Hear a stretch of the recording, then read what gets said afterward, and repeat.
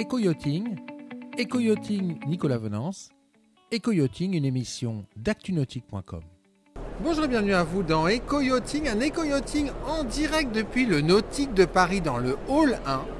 Ce que je vous propose de découvrir, chers amis, aujourd'hui, c'est le projet Seine-Parisis.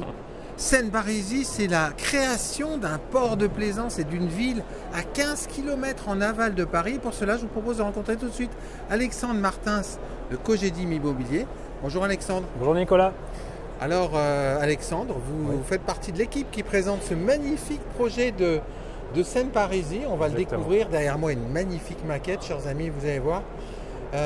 Alors c'est un projet Seine-Parisis qui remonte à une quinzaine d'années à peu près. C'est ça, il y a à peu près, alors c'était 12 ans je crois exactement, le maire de Maisons Laffitte, belle commune équipée d'un champ de course, a écrit au maire de Cormeilles-en-Parisis, la commune juste en face, puisqu'il souhaitait changer un peu de voisinage et de paysage, puisqu'en fait on réhabilite une ancienne cimenterie.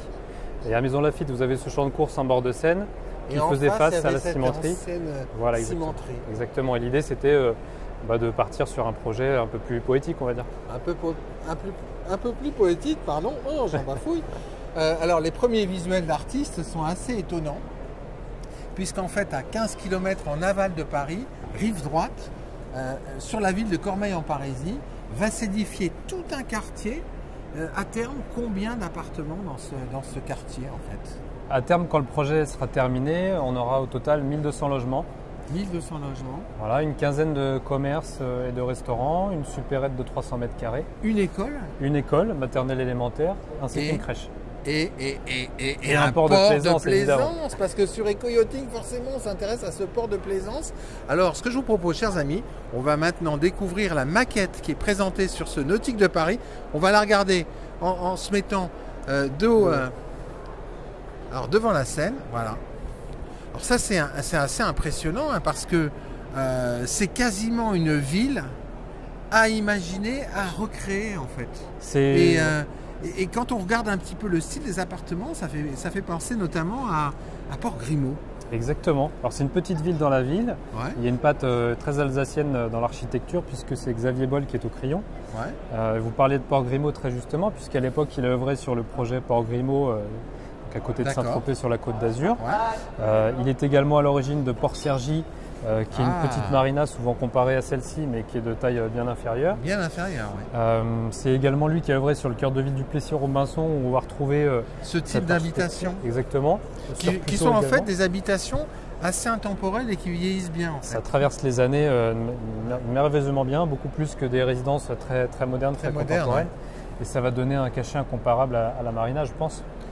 Ça, c'est incroyable. Alors, là, on a la phase 1 devant nous. Hein, c'est la première partie de la ville.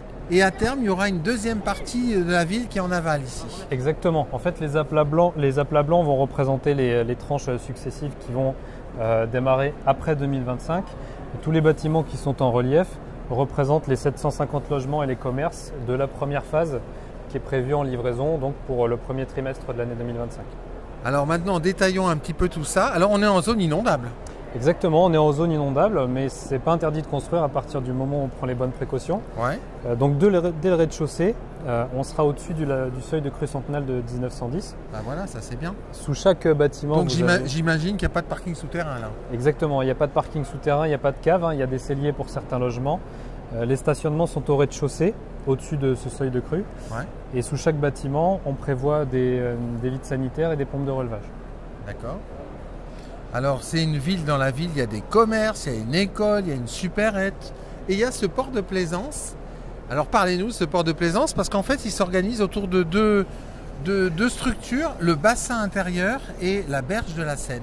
Exactement. Alors le bassin sera rétrocédé à un opérateur privé, je ne sais pas si on a le droit de le citer. Bien sûr. C'est Fayol Plaisance qui va On en a déjà parlé dans un article sur ActuNautique. D'accord. Alors Fayol Plaisance qui gère déjà le bassin de l'Arsenal à Paris. Exactement. Et donc Fayol Plaisance qui va proposer à la location 120 anneaux au total. Donc ce sera des baux qui pourront aller jusqu'à une année Mais de un jour à un an? De un jour à un an, exactement. D'accord. Sur dossier.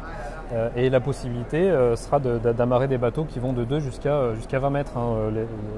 Le long des berges, ici, vous aurez les plus gros bateaux qui seront stationnés. D'accord. Le long de la Seine et à l'intérieur. Alors le bassin intérieur, il est creusé à quelle profondeur? Alors, sauf erreur de ma part, on va aller sur une profondeur de 4 à 5 mètres, hein, pas plus. L'idée étant de stationner les bateaux les moins grands à cet endroit-là. Voilà, sachant que c'est un bassin, contrairement au bassin de l'Arsenal, au port de l'Arsenal à Paris, il n'y a pas d'écluse, il n'y a pas de porte. Il n'y a pas d'écluse et il n'y a pas de porte. Ouais. Voilà, donc en fait, le niveau du bassin suit le niveau de la Seine. Exactement. Alors, le bassin est déjà creusé, hein, puisque le chantier est déjà en cours. La mise en eau se fera, je suppose, au moment de la livraison des logements. Et en fait, il suffira d'ouvrir cette entrée pour que l'eau se déverse naturellement dans le bassin. D'accord. Rappelez-nous donc la date de livraison des premiers appartements. Premier trimestre 2025. Voilà. Alors le chantier a commencé.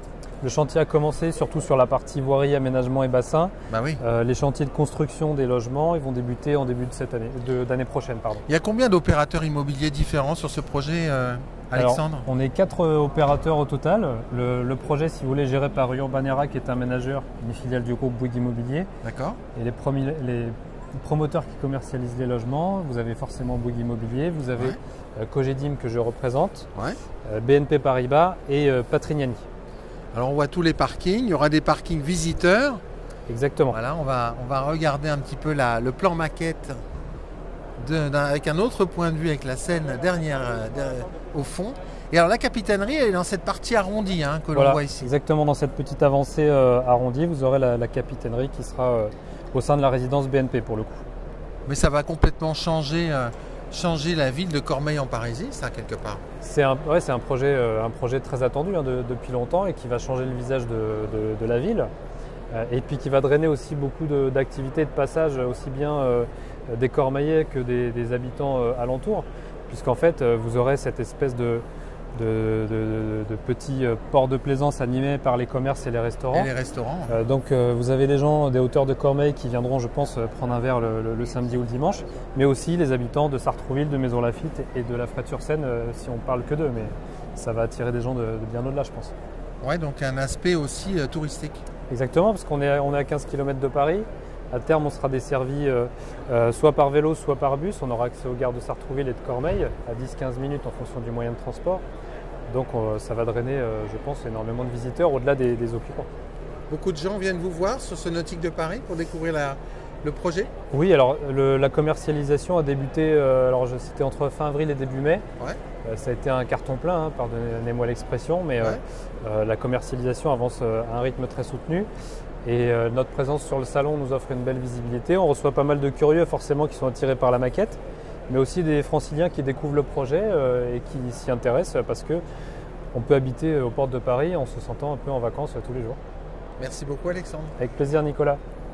Voilà, et puis moi je vais vous quitter avec une vue générale sur cette vue 3D de Seine-Parisis. Voilà, le nouveau port de plaisance de Cormeilles-en-Parisis, 15 km en aval de Paris. À très bientôt sur Eco Yachting.